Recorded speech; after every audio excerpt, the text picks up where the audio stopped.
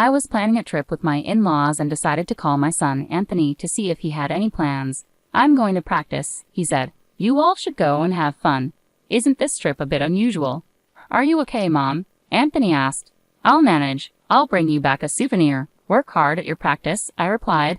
My son, Anson, has always loved running marathons, just like me. He even got a college scholarship for it. Even though his college is nearby, he lives in the dorms to save commuting time and only comes home during long holidays.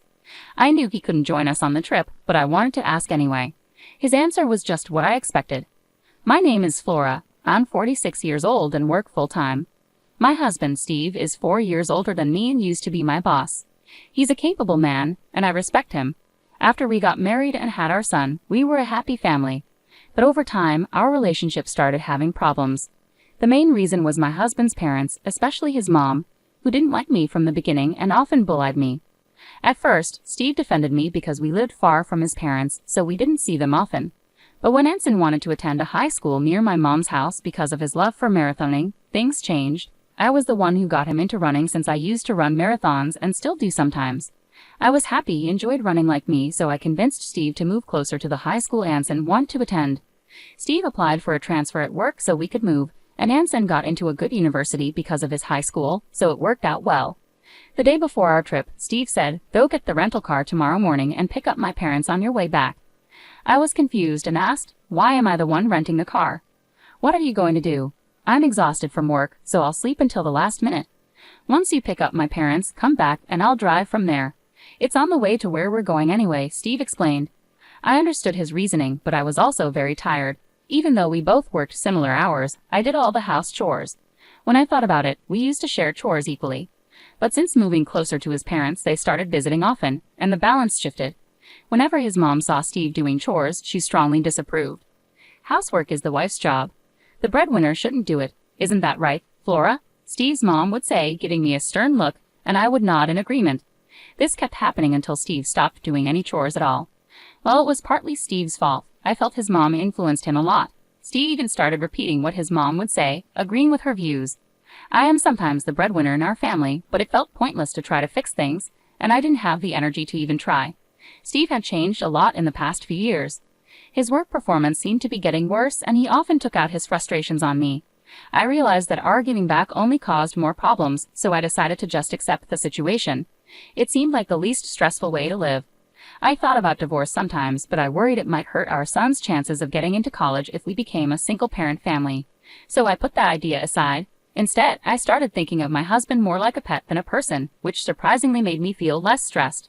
Eventually, I realized that getting a divorce wasn't worth the effort, and that's how I ended up where I am today. I agreed to this trip because it was to a resort I really loved. I knew I could have a great time even if I ended up doing things alone.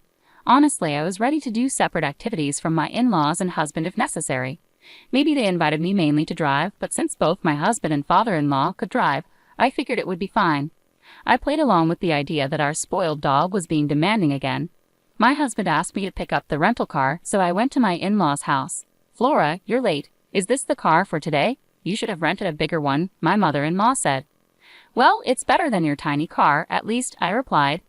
"The car we usually use is one I bought myself, even for commuting to work. I assumed I'd be its main user since I paid for it.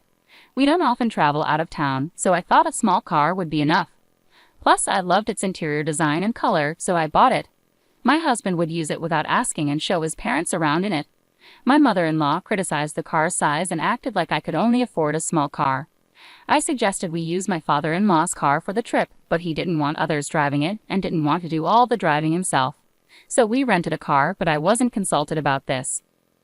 I found out that I'd have to pick up the rental car and drive it while they sat comfortably in the back seat. It made me want to tell them to arrange their own transportation. I was really tired. In the end, even though my husband said he'd help with the driving, he slept through the entire trip. My father-in-law refused to drive unless it was his car, leaving me to drive the whole way while my husband napped in the passenger seat. My father-in-law constantly criticized my driving, giving me suggestions too late or questioning my decisions at traffic lights. It was just added stress. My mother-in-law joined in, criticizing my driving too. I found it annoying to be critiqued by someone who couldn't drive herself, especially since my father-in-law had been in many accidents and should have given up his license. My mother-in-law insisted he was just unlucky and a good driver. I didn't want him to drive me around anyway. I didn't mind driving, but I wished he would stop interfering. When we arrived at the resort, my husband finally woke up, tired from a day in the car. We followed my in-laws' suggestion to relax at the hotel instead of doing any activities outside. I enjoyed the chance to unwind, swimming in the pool and exploring the hotel grounds. It was a nice way to spend the day after a delicious dinner and a relaxing spa visit. I returned to our room to find my husband already asleep. I wasn't sure what my in-laws were doing next door, but they were probably asleep too. I went to bed, and when I woke up to the fresh morning air, my husband was still asleep. With some time before breakfast, I decided to take a walk. But when I returned, I found an unbelievable sight. My husband was gone, and his things were missing too. I frantically searched the room and tried to contact my in-laws next door, but there was no answer. At the front desk, I learned they had already eaten breakfast an hour earlier than I was told. It seemed they had left me behind. I also had to pay for the hotel checkout by myself. Was my mother-in-law's offer to pay for our stay just a trick? With no other choice, I paid for both rooms and left the hotel, only to find there was no car waiting for me. While I was thinking about what to do next, my phone rang. It was my mother-in-law. Where are you now?" I asked, confused about the situation. My mother-in-law chuckled in response, "Just enjoying some quality family time since we're on vacation." "I see, but why didn't you all just leave together from the beginning instead of leaving me behind?" I couldn't help but ask. "Wow, Flora, you did express interest in joining us, didn't you?" "That's why we decided to bring you along," she replied casually. I remembered mentioning that I wanted to visit this resort while watching TV with my husband. Was that what he remembered? Normally, it would be sweet if he remembered my casual comments, but this time it felt like he used it to annoy me. Besides, I was the one who did most of the driving to get here. Why should I be reminded that I was brought here by my mother-in-law, who neither drove nor contributed any money? Beyond anger, all I could do was sigh. "Fine then, let's go sightseeing as a family and head home afterward," I suggested. "You can do some sightseeing too, Flora, and then come back. We're not sure how you'll get back, but you're good at marathons, aren't you? Just run back." My mother-in-law taunted, her laughter making me more frustrated. "If Steve is driving, put me on speakerphone so he can hear me," I demanded, my anger boiling over. As soon as I made the request, it seemed my mother-in-law transferred the call, and my husband's voice came on the line. "Good morning. You were eager to come here, weren't you? Take it easy today, but remember we have laundry from the trip to tackle. Make sure it's washed by tomorrow morning," he said cheerfully. But any warmth I once felt for him had disappeared. "Do your own laundry," I replied sharply. "Hey, that's not a nice way to speak. As the breadwinner, I'm advising you to relax today. You should be thanking me," he replied. "Oh, the breadwinner? Don't worry, this will be the last time we see each other since you've mostly just seen me when you're asleep," I said, making it clear that I was serious. "What do you mean?" he asked, clearly puzzled. "We need to head back home today. There's laundry and house cleaning waiting for us," my husband declared. "Yeah, that's exactly why I'm not going back," I responded firmly. "What do you mean?" His voice quivered with uncertainty. "I'm filing for divorce. Remember 6 months ago when you told me you met your soulmate, your childhood friend, and you were planning to marry her? The one who moved back to your hometown after her divorce?" I reminded him, feeling the surge of emotion. About 6 months ago, I sensed something was wrong and confronted my husband. He confessed he had reconnected with his childhood friend and believed she was his true love. He wanted to divorce me and marry her to support her and her child as a single mother. He even gave me pre-filled divorce papers, but I couldn't bring myself to end our marriage. We didn't speak for days until he realized he needed my help with household chores. Eventually, he asked me to forget what he said, but I couldn't, so I started gathering evidence of his cheating. I wondered if Steve had planned this trip to try to win me over. This conversation happened about 3 months ago, shortly after I quit my job. As I shared my thoughts, I could hear the surprise in my in-laws' voices on the other end of the speakerphone. It seemed this was the first time they were hearing about their son's resignation. "I remember when you said you were leaving your job. I was worried about you finding a new one and disagreed with your reasons, didn't I?" I continued, recalling the exchange. "You were confident and assured me you'd find a new job quickly. Yet here we are, and you've only managed to secure a part-time position. I can't help but wonder when you'll find something more stable." As Steve remained silent while driving, I took the chance to share my thoughts. "I've been imagining you as a dog to cope with the stress, but then I realized I might as well get a real one," I said firmly. "So I'll be filing the divorce papers. Enjoy your family vacation." My in-laws were shocked, and my husband tried to say something, but I hung up the call without a second thought. I decided to enjoy sightseeing before heading home, and I explained the situation to my son over the phone. His response was simple. "I told you so." While his reaction was expected, it felt a bit lighter than I anticipated, given that he already knew what was going on. When I returned from the trip, I didn't go back home. Instead, I put my sons and my belongings in a self-storage unit, just in case. With only the essentials, I went to a real estate agency.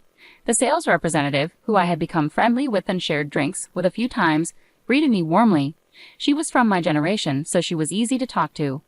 Over drinks, I had told her about my husband and in-laws and asked her to let me know if any properties became available. That day, I signed a contract for my own place. Having a new home made me feel relieved, and I went to the city hall to submit the divorce papers, which went through without any problems.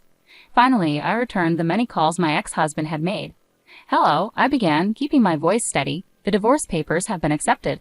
We are now officially strangers." My husband's panicked voice came through the phone. "Are you serious about the divorce?" I ended things with her. "It's just you now. You didn't like me looking at other women, right? Well, now I'm only focused on you. Please come back without any worries." But his words only made me feel disgusted. "What are you talking about? I never tried to please you in the first place.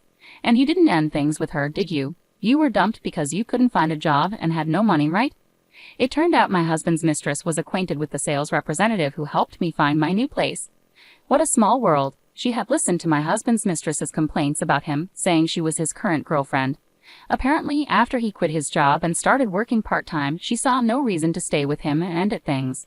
But a fling is just a fling. I'll definitely be seeking compensation. That's correct. Even though they split up now, he still cheated, and there's evidence. Compensation. I already told you, we broke up. It's just you now. I could only let out a sigh. "So, you're saying that now you're single, you're considering another affair. I don't care what you do, but I'm done being taken advantage of. You didn't even notice your things were missing from the house because you didn't care, did you? I'm not coming back, so throw away whatever you don't need." With that, I ended the call. Even after this, my ex-husband kept calling me, and my former in-laws reached out too. But I have no intention of going back to that house. My ex-husband still hasn't found a job, can't afford the rent, and has moved back in with his parents. Meanwhile, my ex-father-in-law continues to drive recklessly and recently crashed into a neighbor's fence with my ex-mother-in-law in the car. Thankfully, no one was injured, but they didn't have property insurance and had to borrow money to cover the repair costs. All of this was detailed in an email my ex-husband kept sending me. I find his misfortune somewhat amusing. While I don't respond, I haven't blocked his emails either, quietly enjoying the spectacle. After moving to a pet-friendly property, I got a small dog and found that I enjoyed caring for a pet more than I did for people. My son, worried about me being alone, has started visiting on weekends, a change from only coming during long holidays. Each day now feels fulfilling. Maybe this weekend I'll visit that resort town again for the first time in a while.